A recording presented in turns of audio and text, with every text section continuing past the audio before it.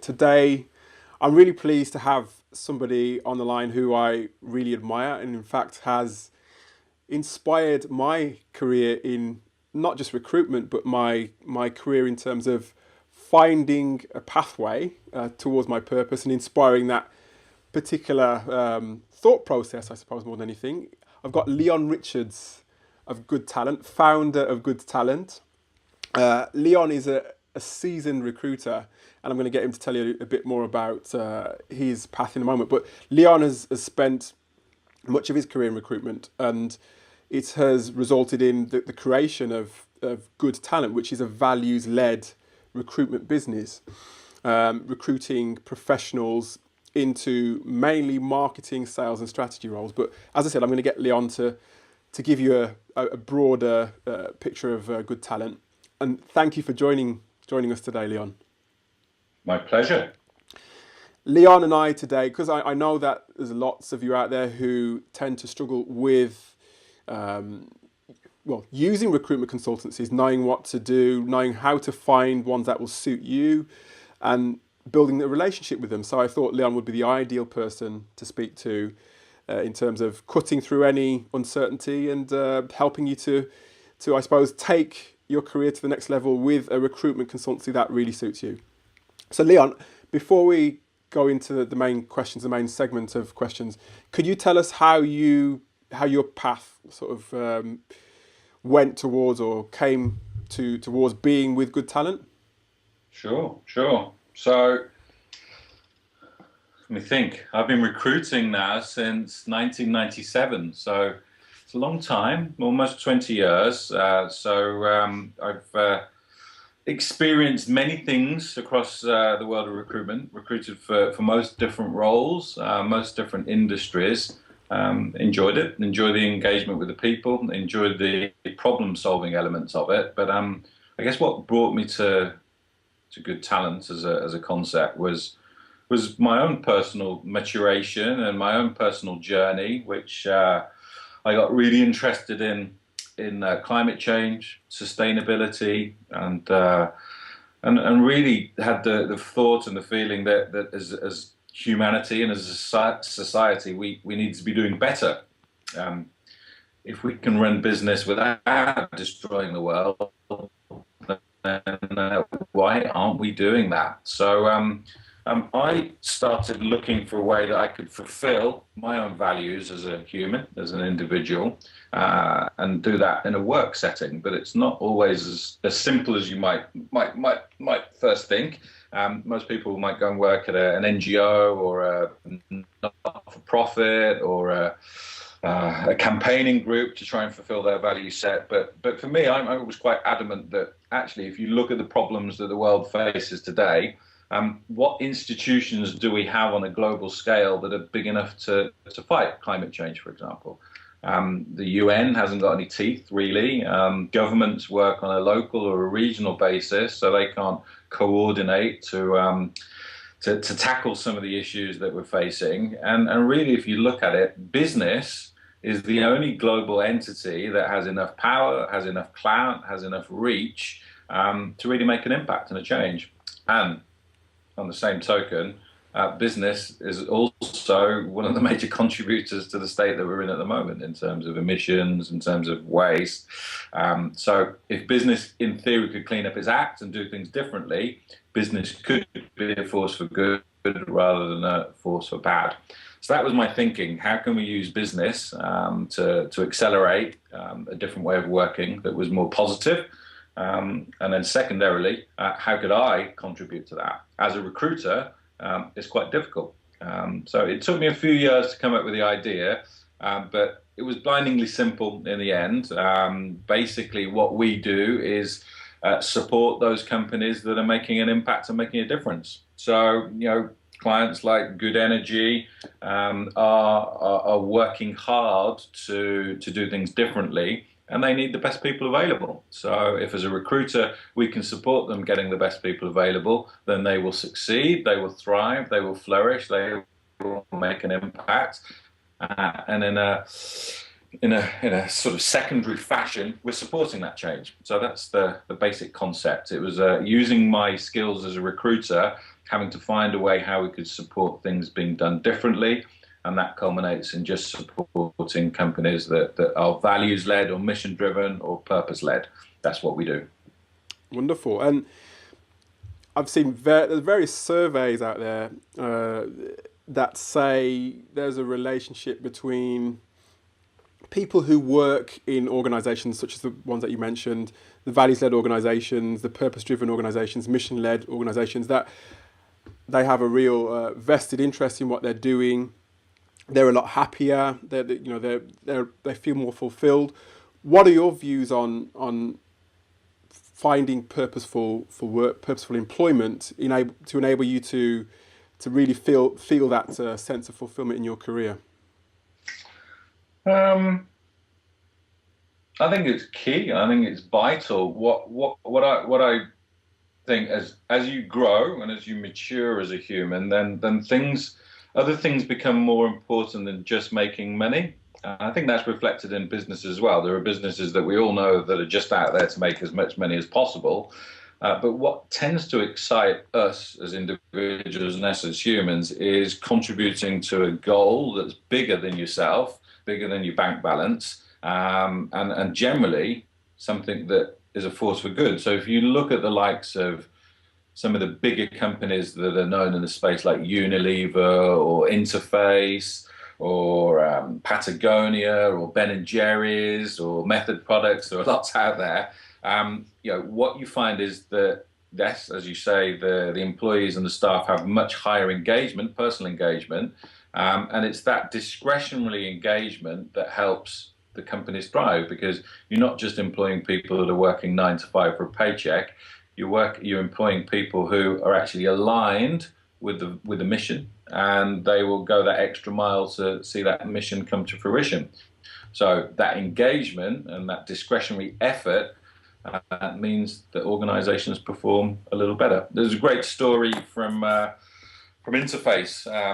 So Ray Anderson wrote a book called Mid-Course Correction, which was a story of Interface, the carpet tile manufacturers. We lost you for a minute there. Did you say Ray Anderson, Leon? Ray Anderson, yes. So he was the founder. He's unfortunately passed now, but he was the founder of one of the world's biggest carpet tile manufacturers, Interface Floor. And he made some massive changes since the mid-90s in terms of how Interface operates, the business that it does, what it does, and how it does it.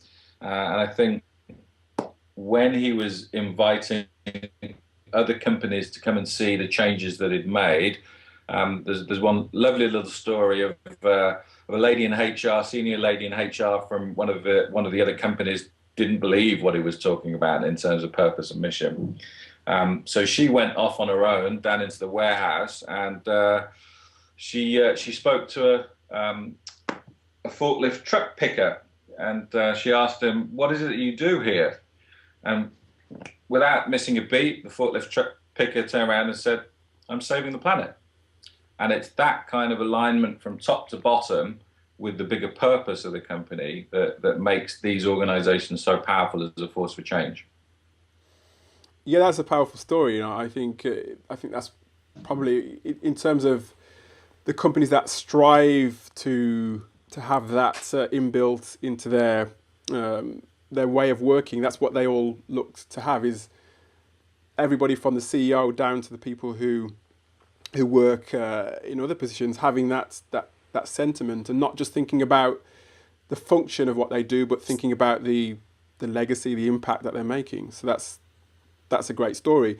But I think there's lots of people out there who, and this is obviously the purpose of the summit, who don't necessarily know how to get to a point where they can find work that is meaningful. How do you think, Leon, job seekers can move from a place of discontentment to being more happy and more fulfilled in their career? Yeah, well, the first thing I'd say is a job won't make you more happy. A new wife won't make you more happy. A new car won't make you more happy. It might do so for a short space of time, but really what you're talking about here is that you're getting into the realms of coaching. It's It's your personal understanding, your personal perspective, your personal maturity, your personal views, values of the world. Once those are uncovered and come to the surface, and you use those as a guide for your life, then they generally draw you in the direction of the kind of career that fits those. So for me, good talent is just a vehicle for me to manifest and express my own values. I couldn't go to another recruiter and do this because there's no other recruiters out there that share these values. So if you first identify the key task is you've got to identify your own values and what's important to you, and then use that as a guide to align yourself with a company that shares those. And that's a difficult task. That's life. That's the task of life, to mature and grow and understand what it is you're here on planet Earth to do. A lot of people reach retirement age at 65 and look back on a career of making money and think, really, was that all it was about? Yeah. Other people find their calling, find their mission a little bit earlier, and spend a life fruitfully dedicated to fulfilling that. So the key thing, I think, in answer to your question, Alex, is the first point of call is you've got to uncover and engage with your own values first. You might not think that's anything to do with job seeking. It might be spiritual. It might be a process of coaching. It might be a process of inner reflection. But you've got to understand who you are first in order to have any chance of being happy. And being happy means aligning your values internally and externally. Yeah, that's basically what I thought you might say, is because that's the process that I not only am going through now. Like you said, it's a journey. It's not something that you just do on a one-off basis. It's a continuous journey, but it's something that I didn't do, I suppose, when I was in a place of that place myself, that place of being disenchanted with my work and not liking what I did. And in fact, I think there's lots of people out there, or people out there might not know, I blamed recruitment for the position that I was in. I almost left recruitment completely because I thought it was recruitment that was having that impact on me, when what was really having the impact was that I wasn't looking for companies, for people who shared those values. So that exploratory process that I went through in terms of finding my values was so helpful in helping me to navigate my path. And I think go ahead, Leon. I was going to say, I think it's the basics question is, who am I? What am I here? What am I here to do? I think most of us grapple with it at some point in our lives. It might be on our deathbed. It might be a little bit earlier. I don't know. But I think for me, it's important as humans that we do that. And, the sooner that you can do that, the better chance you've got of engaging with a career that satisfies you. Absolutely. And I think lots of people, again, I've done this myself, you're in a situation where you've been made redundant, or you've lost your job, or you're unhappy, you're blaming your boss, for example. I suppose the knee-jerk reaction is to find a recruitment consultant, get on the phone to a recruiter, look at the job ads, get another job as soon as possible, when, like I said, that reflective process should be the starting point. But let's say we've gone through that point of reflection, we've identified our values, we've prioritized them, we've, skills, etc., our strengths, we've done all those sorts of things. In terms of finding recruiters who can help, because I think lots of people tend to just pick any recruiter and think that particular recruiter can help them. How can we go about finding recruiters within our niche that are most likely to be able to help us? My personal response is, if you've done all of that good stuff in terms of identifying your values, understanding your skill sets, understanding your value add to a particular company, my initial response would be, don't bother with recruiters, because if you know what you're about and what you can bring to a company, again, you use those values, you use that orientation as a guide for you, and it will lead you to a particular area in which you have an interest and where your skills can be applied to. And if you know that area, there's nothing stopping you approaching those companies directly. So my first advice would be recruiters wouldn't be a first port of call. Unless recruiters work with a specific set of clients, and it's always key to remember they work for the client rather than the candidate. If you just follow the money, they always have to work for the person that pays them. So in most cases, recruiters will be working on behalf of a client to find something that fits their profile and what the company is looking for at that particular point in time, rather than helping the candidate get a job. So that's the first thing to remember. If you're talking about using recruitment companies, is also key and important to understand where you are in terms of the recruitment ecosphere, shall we say. There's the heady world of search and headhunters, as they're often known. They tend to deal in the UK with roles that are sort of 80 to £100,000 plus salaries. So you're talking of directors, chief execs, that sort of thing. In that case, the recruiter will find you and come to you. So there's nothing you need to do in that case. You just need to, you can make your profile more visible. It might make it a little bit easier, but any recruiter worth his salt will come and find you no matter where you are and what you've been doing if you're at that level. If you're at a more junior level, more junior management level, then recruitment companies can assist because some of the bigger guys, they work on a volume basis. They have lots of clients.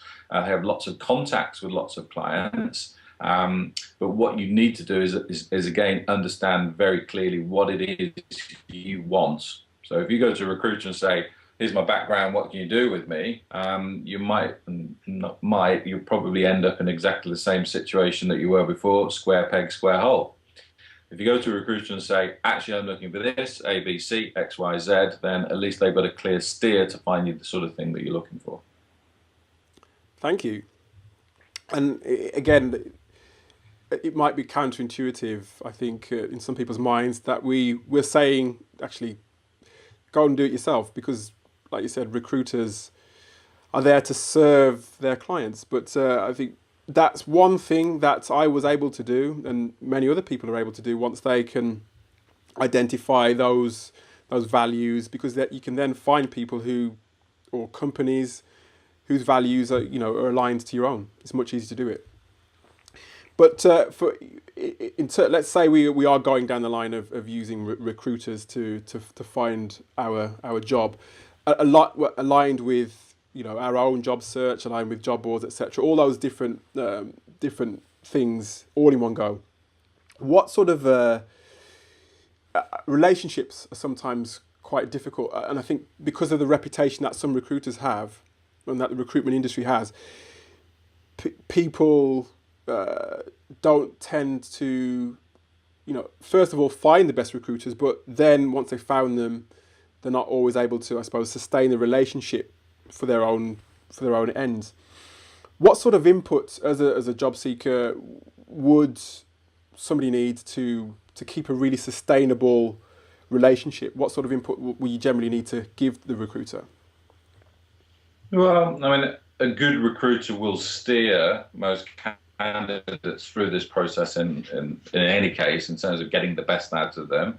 From a recruiter's perspective, we like people that are clear, that are fully understanding of their capabilities and what they can bring to an organization, and can give some really good examples around that. Now, most recruiters at an interview stage will do enough digging to uncover that, whether the candidate is aware of what's being dug up or not.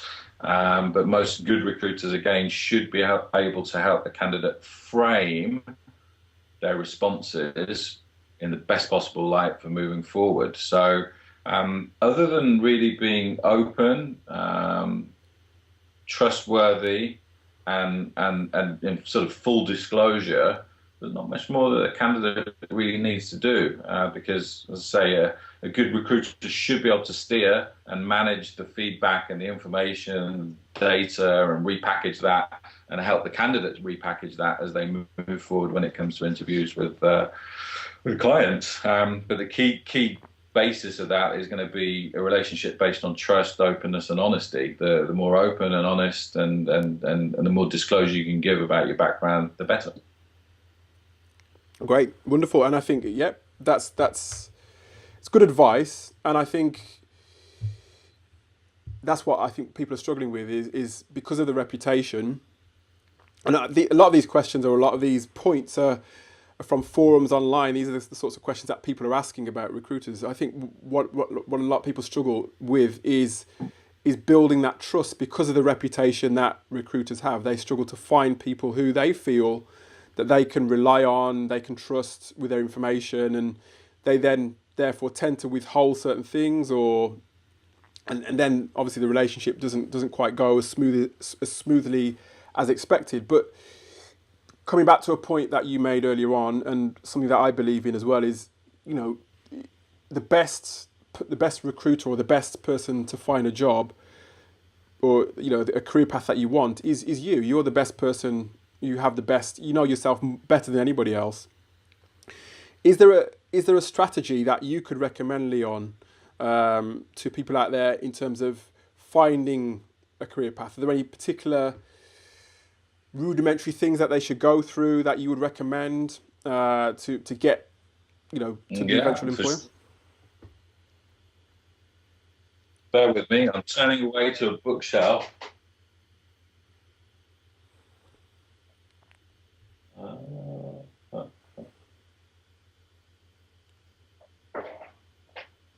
I should know it off the top of my head. Bear with me. Yeah.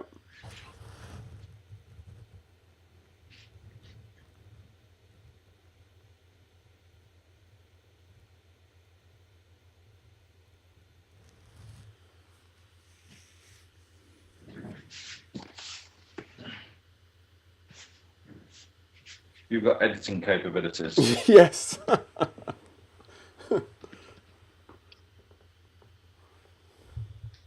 Just about.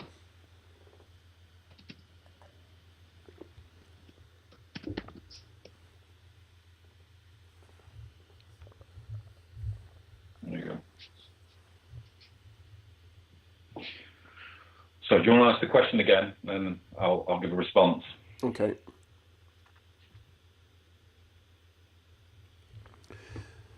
So, Leon, I know, pointing to a response that you gave earlier on about, you know, not necessarily using recruiters, not using recruiters as your port of call to find a job, and being more self-reliant and going about it yourself, knowing yourself better than anybody else.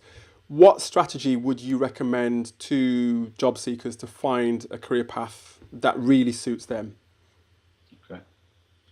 Well, I think you need to start at the beginning, talking about what we're talking with regards to coaching. You can coach yourself, and there are a couple of workbooks that are absolutely fantastic tools to assist you to help you do that. There's Zen and the Art of Making a Living by Lawrence Bolt. There's What Color's Your Parachute, one of the more famous ones. Either of those two books, they take, if you do it properly, do a week, perhaps maybe more of solid work to get through, but it will give you the basics, it will give you the basis, it will give you an understanding of what your North Star is, where you want to go, what your skills are, how you can actually contribute, and then and there's also some really good foundational stuff about how you deploy that knowledge and that understanding in terms of going out there and getting a job yourself.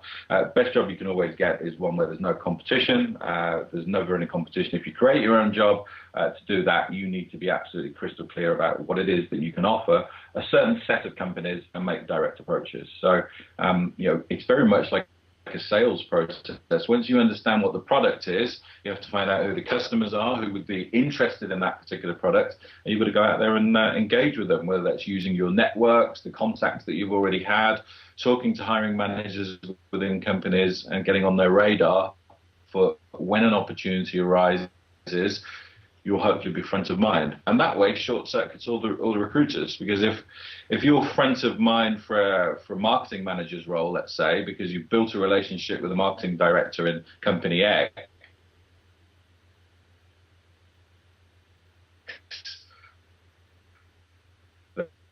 then the first thing they're going to do is pick up the phone to you rather than a recruiter, because it's cheaper if there's somebody in their network already. Obviously, it's quicker if somebody's in their network already. But, people will only come to recruiters if they're finding it. Only will often come to recruiters if they're finding it difficult to hire from their own networks and people that they know. So get yourself on those networks, get your value add and your proposition clearly in front of a potential employer. To do that, you need to understand what your positioning and your service offering and your value add is. Yeah, and I think once your positioning and your offering is clear, you need to communicate that obviously in your various profiles, in your conversations, etc., etc. One thing that I know a lot of recruiters use heavily is social media. That they use obviously they use the phone as well to find people. Is there anything that and also, Leon, you mentioned earlier on that a good recruiter should be able to find people quite easily if they're worth their salt. Is there anything that you as a job seeker can do in order to help yourself to be found more easily and be more accessible? As you say, if you don't hide your light under a bushel, you'll get spotted quicker. So things like Twitter feeds, things like Facebook, things like LinkedIn. Oh, you're breaking up, Leon. I've lost you. And obviously, are all networks, especially LinkedIn as a professional network, are all platforms for which you can articulate what value is. Where did you get to? Still there? Hi. Yeah, it's breaking Can you up a hear bit. me? I can. It's a bit. What would I say? It's not in sync. Your lips aren't in sync with your I with your like movements. that. Like I'm giving instructions to the full team. The last bit I heard was "Don't hide your light under a bushel." That's the last Yes. bit. So social media and obviously the internet are great platforms for you to be able to articulate a lot louder what it is that you're capable of doing, whether you write articles, blogs, whether you've got a very clear profile on something like LinkedIn, even Twitter feeds on what interests you, the groups that you join are all ways that you can be tracked a lot easier than a traditional way of a headhunter having to find a directory of who works at a particular company and making all the calls. So you can get found a lot quicker, a lot easier if you're out there articulating your value add. Wonderful. And there are And many, many methods and forms to. sorry, what was that, Leon? I think I said there are lots of forums to do that on. And again, I think lots of recruiters will interview people face to face. Some will do that on the phone. Are there any particular pieces of advice that you might give to people who are engaging with a recruiter for the first time in terms of how to, I suppose, really stand out at interview? Yeah. I think for interviewing with a recruiter, it's very similar to interviewing with a company. Although with a recruiter, it tends to be non-specific. With a company, it's specifically about a particular role. I think the best advice is understand your value add, and a lot of people don't do this. It's a simple process, but as I say, use the analogy as we did a little bit earlier. You are the product. You've got to understand your features, your benefits, your value add. You need to look at yourself and evaluate yourself as a product in a marketplace. And again, that's difficult to do yourself because you can't always see the bag on your own back. It helps to do it with somebody that knows you quite well, whether that be a partner, whether that be a work colleague. But it certainly pays dividends when you go into any interview and you can understand what it is in terms of value that you can bring to an organization. So some people are change catalysts. Some people are relationship drivers. Some people are there to improve efficiencies and processes. Once you understand the top line, the core of what it is that you can bring to an organization, then all of your examples and all of your stories support that position. But the key thing is you've got to understand what it is you can bring to a company. Now, I've been on the phone or in interviews, and I can think of some occasions on which I felt either embarrassed for the interviewee or thought to myself, what are they talking about? Have there been any incidents yourself where you've picked up any recurring mistakes, for example, that people do either on a telephone interview or a face-to-face interview? Um, I wouldn't say mistakes as such. I think that there's a key skill that some people miss, and that's understanding the person in front of them. So that's a general communication capability. So when you ask somebody a question, what does everybody like to talk about? They like to talk about themselves. This the thing that they know most about. So if you give somebody the opportunity to talk about themselves, in most cases they'll talk. And they'll talk, and they'll talk, and they'll talk some more. So being salient, being to the point, being snappy is key, I think, in an interview situation. But you'll get some interviewers that want the context and they want the bigger perspective and the wider scope around the issue. You'll get some interviewers that just want get to the pith of it and get to the nub. That's your ability to communicate and sense and understand who's in front of you. Mm-hmm. And a lot of the time, the way that recruitment consultants work, I suppose it depends on the recruitment consultancy. If it's a more of a temporary job, then it's there's a lot more expediency there. But if it's I don't know, a headhunting agency, there's probably a little bit more time. But often recruiters will use the telephone to interview people. And I suppose it's slightly different having a telephone interview than it is having a face-to-face interview, especially if it's for the first time. Are there any particular pieces of advice that you can offer for people who might be, having to do a telephone interview? Are there anything that you can recommend? Well, but it's communication, whether it's telephone, whether it's Skype, whether it's face-to-face.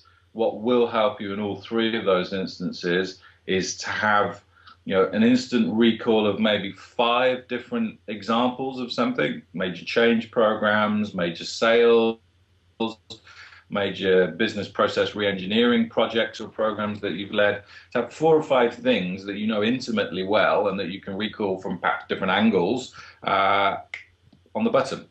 And I think that really helps you be able to put over coherent or to deliver a coherent interview in any format, whether that be phone, Skype, face-to-face.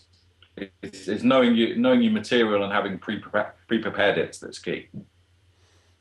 Thank you. And last question on this particular segment, but I also want to ask you about what's coming in store with Good Talent, or yourself. What's the future with Good Talent? But another question that I'm getting quite a lot is, there are people who tend to stay in roles for 2, 3, 4, 5 years, and will change quite quickly and move from one job to another. But then there are those who are probably a little less confident and might stay in a role for 10 years, sometimes longer.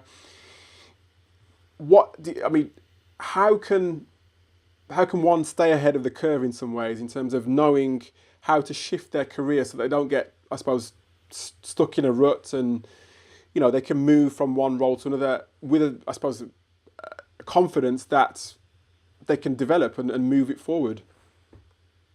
Well, I think what most recruiters look for is a trajectory of growth, and whether that growth occurs within the same organization, if the organization is large enough to support development and opportunities every couple of years that give challenge and give stretch and give personal growth, that's fine. If that has to occur outside in different organizations, that's equally fine. But the key thing is constant challenge and constant growth.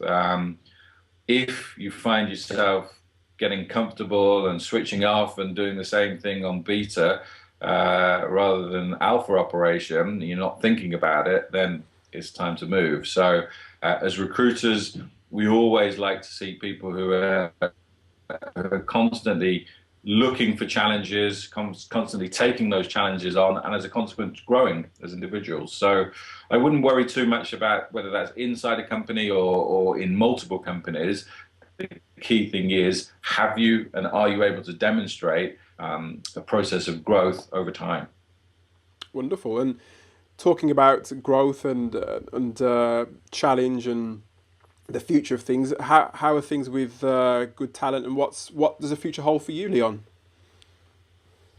Well, it's a small company, so we've spent 4 years now getting the message right, understanding who our customers are, understanding our value add and our proposition, because what we come up with originally has morphed and has pivoted and has changed and evolved over time. So I see that evolution process continuing. We're not going to move out of the space of who we are. We're a certified B Corporation. The values that we hold are staying absolutely firmly rooted in who we are and what we do. But as a small business, we face the challenge of any other organisation, and that's growth. That's on the mind for the medium term, to build that customer base, to employ more staff, to strengthen what we can do, and help as many people as we can. Wonderful. And where can people find you if they're either looking for, looking for a role or looking for, to recruit? Yeah, website's the easiest place, www.goodtalent.co.uk. Type that in. There's a place there to communicate with us. You can upload your CV if you so desire. Feel free. There's phone numbers, contact details. So pretty simple, pretty straightforward. We're happy to have a conversation. Happy to have a chat with anybody that we think we could. Anybody who thinks we can be of help or service. Happy to have those conversations. Wonderful. Well, Leon, thanks again for joining us, and I'll put a link actually bottom of this video so that people can visit you at goodtalent.co.uk. Thank you, Leon. See you, Alex.